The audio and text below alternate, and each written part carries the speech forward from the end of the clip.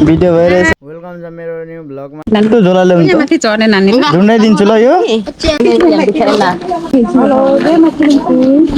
Hello बाटो लाग्न आँटेको 1.5 घन्टामा नानीले पुर्यायो भने त मेट्रो त भ्याउँछ होला।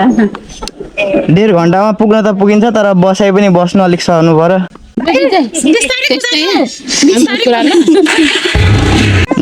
1.5 घन्टामा माथि त पुऱ्याइन्छ भन्यो। अब कति बजिरहेछ? ठ्याक्कै 8 बजिरहेछ। यो भइरहेको रहेछ रिकर्ड। भिडियो भइरहेछ। बाइ ल गएको ल।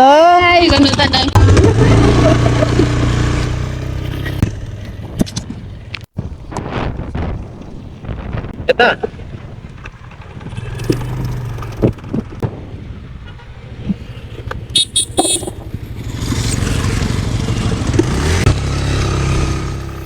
कस्तो न्युट्रलदेखि नहटेको हौ दिमाग खराब।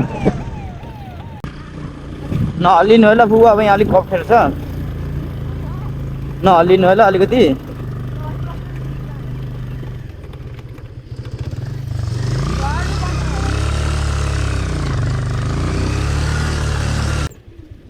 खाजा बनाइदिन्छु नानीलाई। पर्दैन फुबु, तल खाना पाएको हुन्छ म डाइरेक्ट पुग्दाखेरि। सामानहरू लैजाऊ रिदम।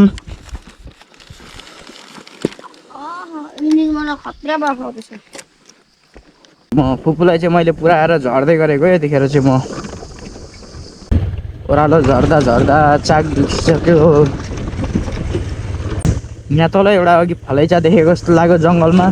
1-2वटा फोटो क्लिक हान्नु पऱ्यो, बस्नु पऱ्यो, जिउलाई स्ट्रेच दिनु पऱ्यो क्या। ढाडै खुम्चिसक्यो घोप्टिँदा घोप्टिँदा। म तपाईँहरूलाई मेरो बाइकको कहानी सुनाउँछु ल। यो मेरो बाइकको यो भनेको किराबारी जस्तो ठाउँमा पनि नचल्ने भनेको। सुरुमा चाहिँ हामीले बाइक किन्यौँ यसलाई होइन। बाइक किनेर अनि हामीले 1 महिना जस्तो चलायौँ, भएन। इन्डिकेटर केही, टाउको साउको, हेडलाइट सेडलाइट केही नभएर हामीले अनि यसलाई हामीले बाबालाई हल्का रिक्वेस्ट गरेर होइन अनि यसलाई हामीले अपग्रेड हान्यौँ। अपग्रेड हान्दाखेरि हाम्रो टन्न पैसा गएको छ यसमा। यसको यो अगाडि हेडलाइट देख्नु हुँदैछ नि, यो हेड पुरै फेरेको, बस यो मिटर मात्रै फेरे।